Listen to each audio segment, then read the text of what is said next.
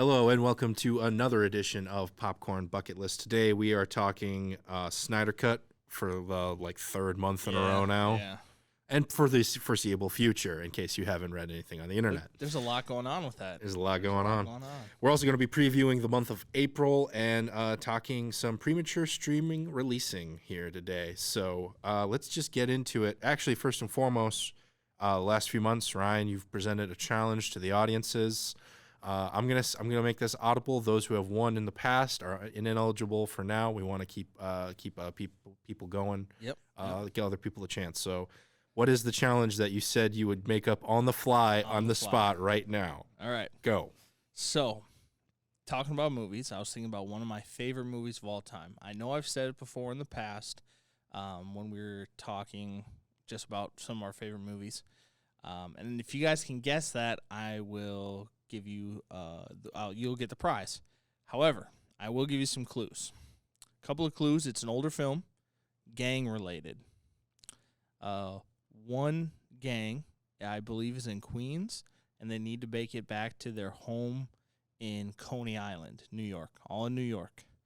And one gang name is called the Baseball Furies. So if you want to look up the Baseball Furies, I'm sure you'll be able to find out what the title of this film is. One of my favorite films of all times, and a lot of it takes place in Coney Island. I got some bottles clicking, so that should, if you've seen the movie, you know what I'm talking about. Come out and play. So figure it out, let us know, and you'll get your prize. Do you know what movie that is, Nick? Are you cheating right now? What? No, I'm totally not cheating right now. What? Have you seen that movie? No, I haven't. Oh. But it is actually a pretty quick Google search for those of you out there. Yeah. Very simple. But yeah, at first I thought you were going to be like, oh yeah, I've said it once in one of these 20 episodes we've done. Go hunt for it. Yeah, no. You better have a pretty big prize for them, like a private screening of whatever movie they choose for a week. Maybe we'll do that at the end of the year or something. You'll do that at the end of the year. We call it Ryan's challenge for a reason. I'm not financially responsible nor emotionally responsible or any other responsibilities. But anyways, let's get on to what went on in the month here. We had 2 streaming movies come out early. One was on purpose, one was accidental. Let's talk about the on purpose one first. Coming to America released a few days early on Amazon Prime. And I got to say, I think it hurt it. Yeah. The reviews of this movie are not good. No. I watched it. Oh, okay. Those reviews are justified. Ooh. It's not bad. It's just not funny. Yeah. And we have a huge funny cast here, and just I'm gonna be honest. The only time I laughed was when they showed a flashback to the previous movie. To the previous one. They did a bit from they showed the scene from the previous movie. I think that was the only time I laughed actually. But that's disappointing because I was really hoping it was gonna be good. We talked about in the last episode. We want to see Eddie Murphy back, and we really do, and I want to see Eddie Murphy back. But I know, for those of you out there who don't know, there's such a thing out there called the Razzies, which are basically like the anti-Oscars or whatever. Yep. And I know Eddie Murphy got nominated for a Razzie, and that to me seems unjustified because it's not that Eddie Murphy himself is bad. He just has no material to work with here. Yeah. There's nothing there. So that early release, I think, ultimately hurt them because then it just came out a little bit earlier. Everyone was kind of saying, you can kind of tell the reviews were still kind of embargoed because a lot of the tweets I was looking at were kind of like, look, I can't go into detail, but oof. I think I literally saw just a couple of tweets just be like, oof. Yeah, but Wesley Snipes, actually, I'll take that back. Wesley Snipes looks like he's the only one having a blast on this set. He's the only one enjoying himself. I haven't seen Wesley Snipes in anything in a while. You can tell because he's just letting it all out. He's like, I haven't been on a movie set in years. Got out of jail. I just got out of jail. I'm gonna get more money, so the taxes won't get me anymore. I'm gonna have fun today. Yeah, but that was the on purpose one. You would think that would be the only time we would talk about a streaming service releasing early, but no. One of the funniest things I think happened this month. In case you haven't noticed, there was a big Justice League movie that came out, directed by one Zack Snyder. Some have called it Zack Snyder's Justice League, just another name for it, just so you know. Also on HBO Max, Tom and Jerry premiered this month. To some families out there who are hoping to have a fun time with the kids, watch a harmless little animated live-action crossover thing with some old beloved characters, they clicked on Tom and Jerry, hoping to find some lightheart comedy, and instead got treated to the first hour of Zack Snyder's Justice League cut. Somewhere along the line, and I don't know who got fired for this, but someone got fired. I don't understand how that happens. I don't get it either, because Tom and Jerry had already premiered, and somehow there was some glitch in the system where when you click Tom and Jerry on HBO Max, the first hour of Zack Snyder's Justice League played. Now, also, I'd like to mention the first hour of a 4-hour movie, so you only got 25% of it. But I just that scenario is hilarious to me. You're sitting down with the kids. It's been a busy week. Maybe they've had a bad week. You just want to pick them up, watch something funny, click it, and just a minor spoiler of Zack Snyder's Justice League. The opening shot is of Superman dying from Batman v Superman in extreme graphic slow motion, and Superman just yelling "Ah!" for like 3 to 5 minutes. Yeah, and you think I'm exaggerating? Check the tape. Yeah, it's a lot. It's a while. It's a while. Can you imagine? I mean, I get Tom and Jerry is cartoonish violence, but there's no cartoonish violence like seeing Doomsday's spiked hand stabbing Superman in the chest for 2 minutes straight. Yep. It's to any of your parents out there, I'd like to apologize, but just know when I'm laughing, I am laughing at you. I'm not laughing with you on this case. I'm sorry. That's funny to me. But we might as well talk about Zack Snyder's Justice League. I wanted to avoid it, but we were talking before the show. We've got some thoughts. So can I be the? You go first. Actually, I want you to go first. I'll go first. What do you think? I really, really, really enjoyed it.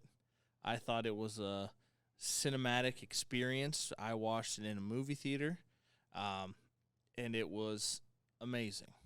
I think the experience would not be as great at home, but coming back to the 4 hours, that's a crazy long time. I usually have I go to the bathroom 2 times before the movie starts, always. It's just a thing I always do so I don't have to miss it. And I ended up having to go to the bathroom in the middle of this movie. And I really enjoyed it. A lot of new stuff. It's almost a completely different movie. To me, when comparing it to the old one, I didn't absolutely hate the old one, but I didn't think it was very good. It was like a whole new thing, and like ton more characters, and I really enjoyed it. I don't mind the long format, and what did you think? I hated this movie. I know you did. I don't see why. So about 35 minutes into this movie, I knew I was gonna hate it. Again, I think I've mentioned this before. Superman wasn't even dead then. He hadn't even died yet. No, he was dead. He was dead 35 minutes in. Okay. But yeah, there is nothing in this movie to me that justifies why it's 4 hours long. There are some added scenes that add a lot to certain characters. Yep. There are some added scenes that I think are completely unnecessary. Completely, 100% unnecessary. Artistic. No, unnecessary. You're pronouncing unnecessary wrong, sir. But even the scenes that added to the characters, and I think added to them well, all I kept thinking to myself was, why are we only getting like 5 minutes of this? Why could we not have gotten this in their own movie? Because why is every studio trying to do what Marvel did but doing it wrong? Because every studio doesn't have. We can't wait 10 years to make all these backstories fit into one, and then because why have one film that you release on a streaming service when you could have 5 each making $1 billion each? Oh no, you got us. It's the whole story arc, the concept. Marvel was able to start small at the end of Hulk, going into Iron Man, Iron Man was before Hulk. but at the Incredible Hulk. Iron Man was before Hulk. No, it wasn't. The one with You want to argue with the guy with the laptop? The one with All right, let's go. What's his name? Let's go. You don't even know the name, and you're gonna say that you. That was before Iron Man. No, it wasn't. I bet you. Oh, how much you want to bet? We're on camera, so it's gonna hold it to you. All right, how much you want to bet? I'll bet you a bag of popcorn next time. Bag of popcorn. All right, you see it here. Bag of popcorn. I'm on it right now. Iron Man official release May 2nd, 2008. Okay. I'm sorry. I'm like reaching around my mic here. That's all right.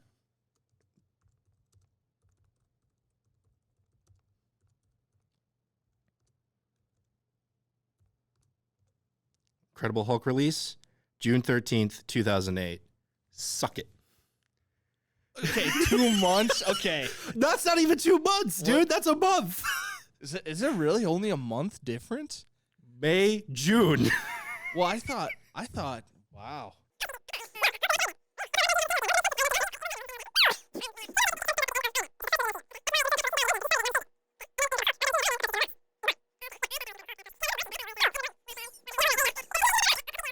What are we talking about? Zack Snyder? I Yeah. don't even know. So, that's right. Okay. So no, you're cut off. You You're have cut off. all these stories.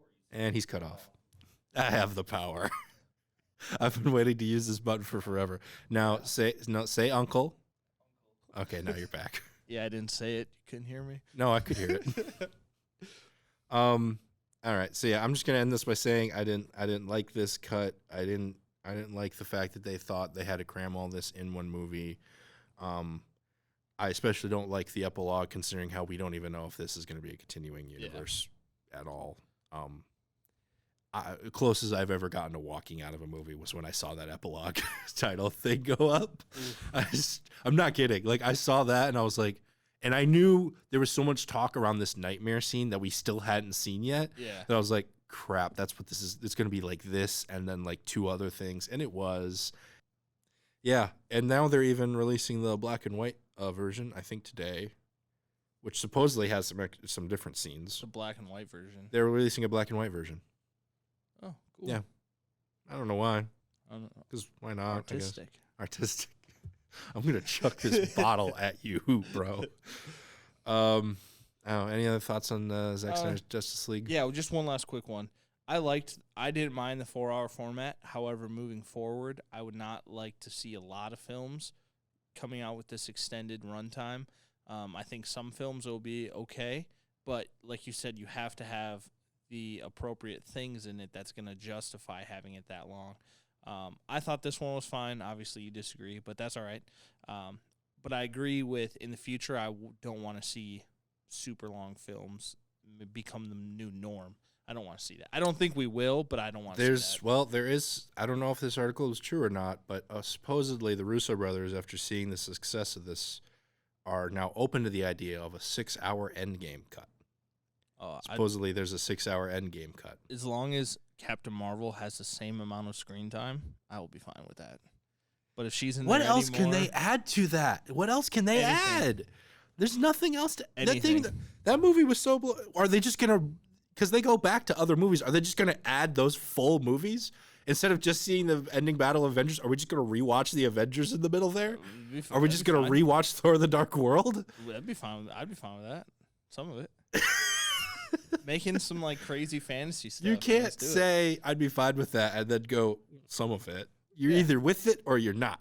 As long as Captain Marvel's not in there, I'll be fine. You gotta work out those issues with Captain Marvel, man. Yeah. I'm not gonna be your therapist on this, but you gotta work out those issues, man. Yeah, let's move on before my blood pressure gets too high and you see me have an aneurysm on camera. But let's preview April. I like April. April's kind of like the pre-game summer month. Yep. It's slowly becoming. And I think that kind of started with, speaking of Marvel, Captain America Winter Soldier.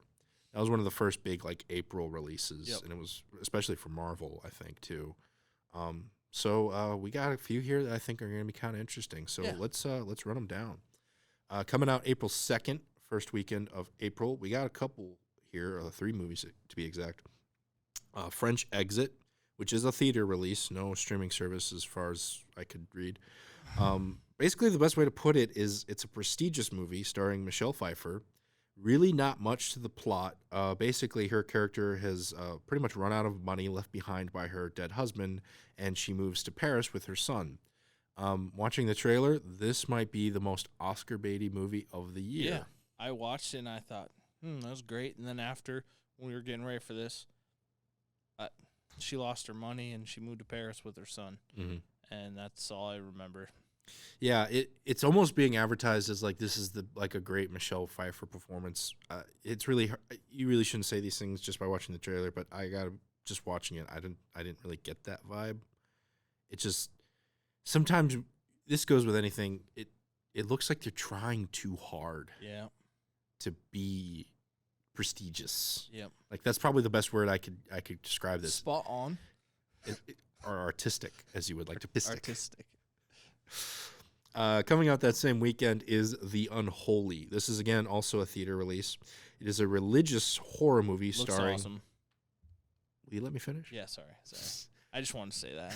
It's going to be really good. I'm going to mute you more often now. I got this power. One of these days.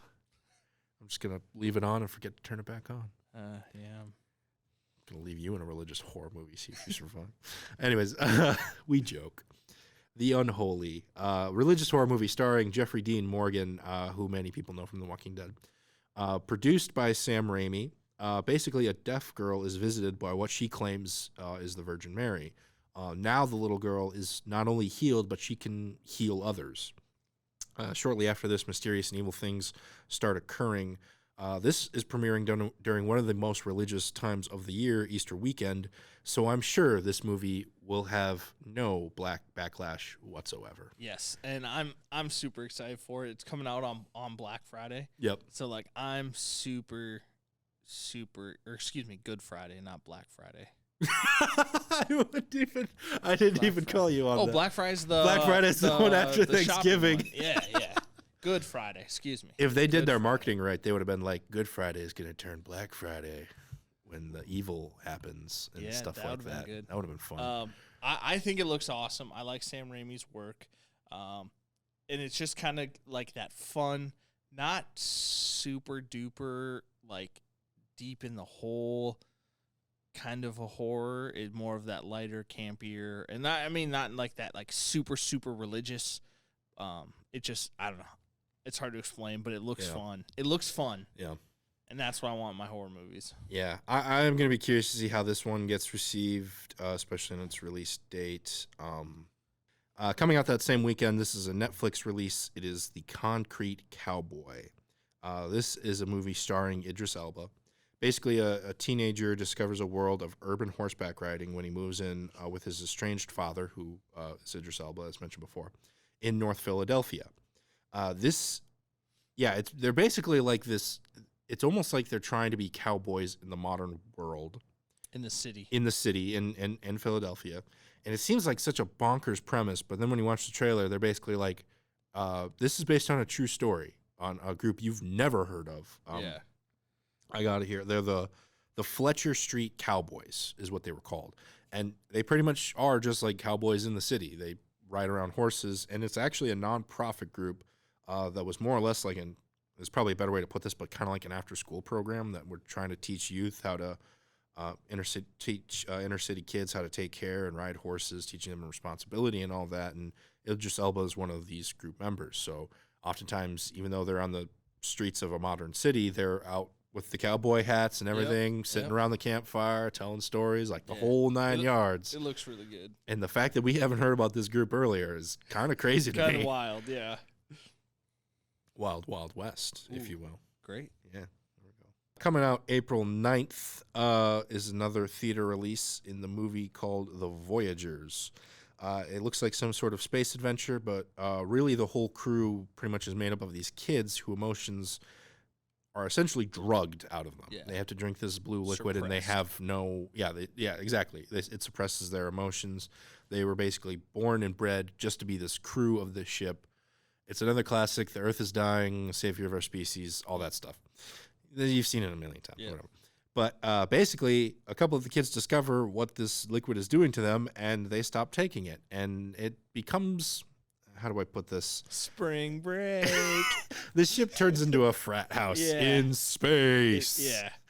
And Colin Farrell's in this movie too. He's supposed to be like the adult who's like supposed to be like running the mission. Supervisor. Yeah. Let's see how well that works out for him. He's the RA. He's the RA. Yeah. That's the perfect way to put it. Trailer looks like this movie could have fun as an R rating, but it is PG-13. So it kind of makes me wonder if this movie's going to go as hard as I think it should go. But this could be interesting. Yeah, it'll be interesting. But it'll be fun to watch. Also coming out that same weekend is another Netflix release, continuing that tradition. I believe they're releasing a movie almost a week now, and you'll especially see that this month. It's Thunder Force. This is an Octavia Spencer and Melissa McCarthy led movie where basically supervillains basically run Chicago, and they run it unchecked. No one can really stop them. Octavia Spencer's character owns a company that seems to be able to give people superpowers. So her and her good friend Melissa McCarthy's character gain powers and try to save the city. This is written and directed by Melissa McCarthy's husband, Ben Falcone, who you've seen in many other Melissa McCarthy movies as well. What do you think about this one? Never seen the trailer. Looks okay. Yeah, it looks okay. We'll have to see. Yeah. But coming out that next week on April 16th, this is the biggie, in my opinion. I feel like every month there's always that one that I call the biggie. Last year was Kong versus Godzilla, which I've yet to see at the time of this recording. But I'm super looking forward to it. Hopefully soon. Very soon. Yep. And but here we've got the next round of fighting. Some of the most epic fights. It's, you know it, you love it. It's Mortal Kombat. Oh, I'm so excited for this movie. The only reason why I'm not a gamer, but the only reason why I know that song is because back in my freshman year of college, before I was here, I was at a different college, and we had this one like song in like this pep band that we did during sports events that sounded like the Mortal Kombat theme. So one of the band members convinced the conductor, like, hey, before we play this, can I yell Mortal Kombat? Yeah. And he let him. So every time we would do it, he'd be like, Mortal Kombat. That's awesome. That's really sweet. Yeah, it was fun. Yeah, I was reading an article about this that's supposed to have the most, like the best hand-to-hand combat scene ever put on film. That's what, I don't remember who was saying it. Yeah, I remember reading something similar to that, yeah. So I'm super amped to watch this film. Well, when you got a movie called Mortal Kombat, yeah, you should have the best combat scene in your movie. You should. That just should be a law. Yeah. If it's not already. Write to your local Congress people. Yes. That's what I'm saying. But in case we haven't mentioned, this is a theater side-by-side HBO Max release. So this is a Warner Brothers picture. Possibly one of the most anticipated of the year so far, because we've mentioned this on previous episodes. Video game movies are very underrepresented. They haven't been good. But even if this one movie pulls off this great combat scene like you're talking about, that by default will make it probably the best. Yeah. At this point, the only one in the running is like Sonic. And it's just winning by default. Yeah. Really. And that's because the studios folded when everybody said, hey, you need to fix Sonic. Yeah, no. And they did. And they did. So, yeah, I'm super pumped. If you have a chance, go watch the Red Band trailer. It's going to be great. Yeah. It's going to be great. Yeah, for those of you who don't know, Mortal Kombat is a very violent fighting game, so this is going to be a very violent movie. But, ooh, this could be fun. And some of the actors, I can't remember the names off the top of my head, but when I was watching the trailer, it's like, oh, I've seen you in something. I remember you from this. And, like, I remember their roles were more of the action-y stuff. And it's like, going to be great. Yeah. So April 22nd is a Thursday. There's a Netflix movie coming out, Stowaway. Do you remember this trailer, Ryan? Yes. This was a late entry, so I didn't get a chance to really look into this one. So you want me to break it down for you? Yeah, break it down. I think is this the one with Anna Kendrick? Yes. Okay, good. As a doctor. As a doctor? Not a singer. Oh. A doctor. Singing doctor, maybe? Nope. Oh. No singing. She has no vocal cords. What? I'm just kidding. Oh, my God. Just kidding. So, the doctor betrayed her, and so she became a doctor herself. Yeah. Trailer opens up. There's this dude. Are you going to go frame by frame? No, I'll go quick. Okay. Guy's sleeping, wakes up. Oh, I'm on a spaceship. What's happening? He's freaking out because he's flying away from the Earth. Anna Kendrick's come in. Hey, I'm a doctor. Sit down. Don't pass out. Breathe. So what happens was he was a maintenance worker on the ship, and he got stuck somewhere in the ship and it passed out. And then they launched into space with the 3 astronauts, and now he woke up on the ship with 3 astronauts. So they're like, we can't turn around. It's a 2-year mission. We can't turn around. You have to become an astronaut and do this stuff with us. There's not enough oxygen for 4 people. There's only enough oxygen for 3 people on the spaceship. What's going to happen? Is that like your alarm That's the sound? alarm. Oh, okay.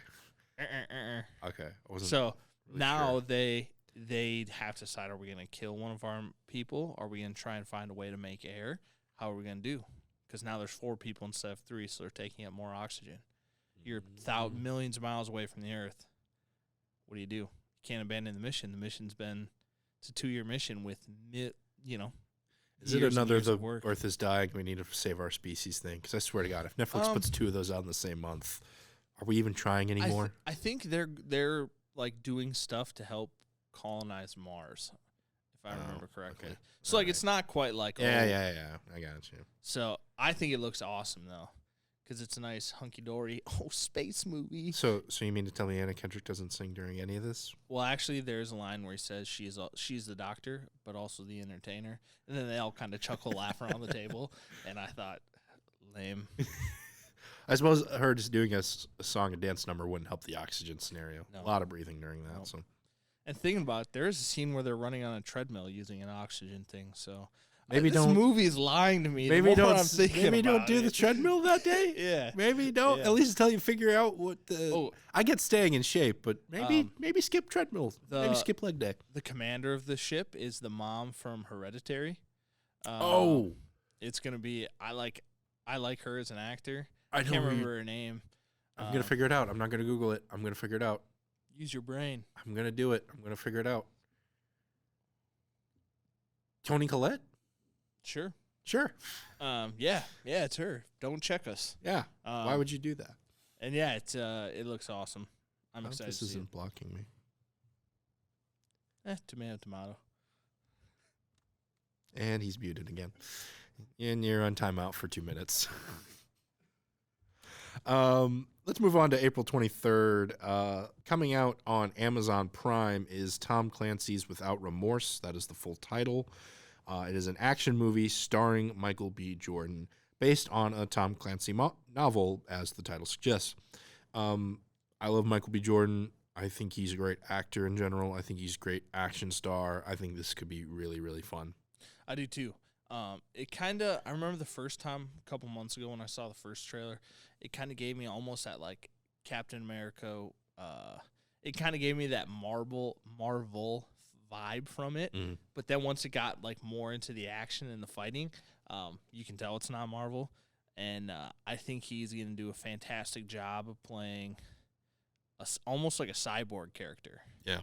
I think it's gonna be sweet. Yeah, he's essentially like a special agent. There's like a line in the trailer where he's like, he's our most dangerous agent or something like that. Yeah, he's the best of the best of the best. That sort of thing. A very classic Tom Clancy. Yep. As he's pulling his shirt up and it's metal, and he's like, yeah, it's cool. I am the best. I am the best. Possibly a few other movies coming out that weekend, but at this point, details are scarce and they didn't release trailers, so just keep an eye out. Yeah. There's one that was like called The Asset that had like Michael Keaton and Samuel L. Jackson in it, and I'm like, how is there not a trailer for this already? Feels like it's pretty big. But, yeah.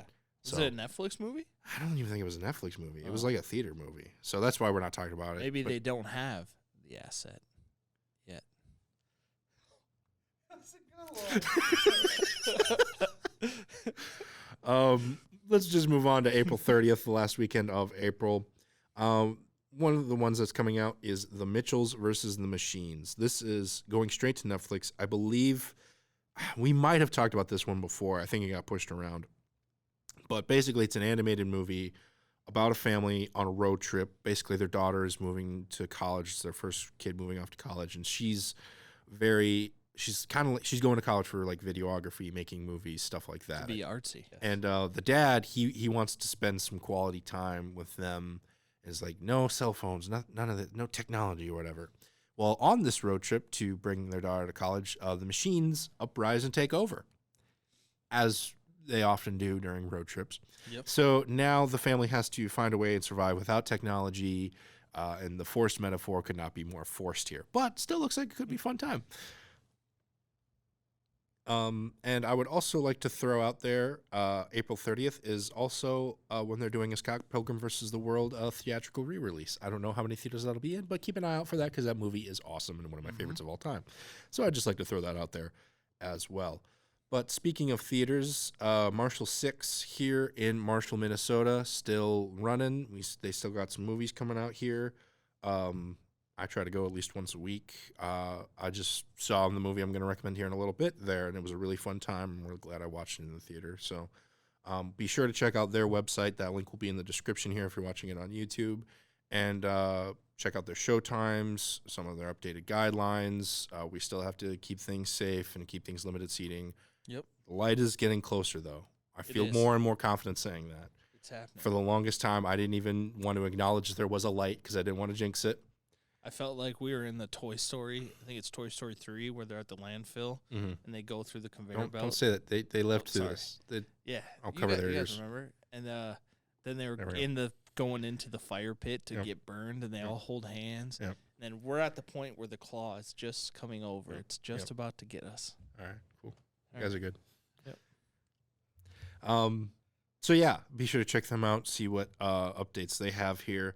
I'll use that as a transition if you don't mind. I'll do some recommending first what I saw here in the theater. I went and checked out Raya and the Last Dragon. This last couple weeks. This is a Disney animated movie, which is different from Pixar for legal reasons, I guess. I don't know, but you get a lot of the same vibe there. I really, really like this movie. It's very humorous, but I think one of the strongest things is the action. Some of the action visuals are awesome to look at, and some of the fight sequences are really fun to watch. A lot of the characters I fell in love with. I like the lesson it's trying to teach. I don't 100% like how they teach it. That might be my only gripe against it. Especially Talking about the end? Yeah. Yeah. Have you seen this one? Okay. Not to spoil it, but like one of the characters says something to like trying to get a gotcha moment on the hero, and I'm like, what? No, that's not. I see where you're going from. That's not entirely true. Yeah. But I don't know. I think the animation, of course, is great because they basically are the same people who work along Pixar. Something a lot of people have been saying for years is they've nailed water. They make water look more realistic in an animated movie than actual live-action movies sometimes. And considering how this movie takes a lot on a boat, there's a lot of water here. So check that one out in the theater because there's some really great visuals. It's not their best by the longest stretch of the imagination, but it is really, really good. I agree. Yeah. It's very good. So Ryan, why don't you tell us what have you been watching? What do you recommend here at the end of this month? All right, my film, I'm going to go with The Sound of Metal. A lot of Oscar buzz with this one. Yeah, it's a fantastic story. Raz Ahmed. I think. I can't remember his last name. Honestly, I really think Ahmed hope is his last name. Yeah, I hope he wins Best Actor because watching his performance of first off, the beginning's kind of heavy metal music, and I like that stuff. This band, I don't know much, but he over the course of a night goes completely deaf, can't hear anything. Now he can't communicate with his girlfriend. He can't really do music stuff because he can't hear what's going on. And it's about his journey going either. He's also like a recovering addict, so like it basically is telling the story of how does he communicate to his fiance or girlfriend, and trying to get help, and also staying clean, and just his life. And it comes down to communication, and it's just a awesome movie. If you definitely have chance, I believe it's on Hulu. I think I watched it. I believe it's on Amazon. HBO? It's Amazon Prime. Okay, Yep. one of those. Prime movie. Yeah, I watched it on Prime then, I guess. whatever one had it, that's where I watched it. It's really good, and I really hope he wins Best Actor. From the films that I've seen of the list, I put him at the top. But that's just me. Very good. Yeah. We can make our own Oscars if we don't like who We'll wins. wait till the Oscars come out. We'll be like, all right, they got it totally wrong, and then we'll do our own, and then we'll set the record straight. We'll let everyone know how it's done, all that. That'll be be a fun little Saturday. Yeah, that'll be good. Yeah, that'll be good. Look forward to that. Because they're gonna get them wrong. Yeah, they always They always do. Not always, most of the time. Yeah, they always. Say it. I didn't say it. I didn't say it. One of these days, I'm gonna have someone just constantly right here at the ready. Like, you know how they have those delays in live sports for swear words? I'm gonna get that guy, and he's just gonna be at the ready every time, just right now when he's ready. When he said when you say the forbidden phrase. Well, that's going to do it for us here on this episode of Popcorn Bucket List. We'd like to thank you so much for watching. If you're in the Marshall area, be sure to check out the Marshall 6. If you live elsewhere, check out your own local theaters. See what showtimes they have, what sort of things they're showing you. And be sure to comment down below what movie recommendations you have for us. We're always looking for some new recommendations, see what you guys are watching as well. So please put those down there in the comments down below. For myself and Ryan Meyerberg, we'd like to thank you so much for watching, and we'll see you at the movies.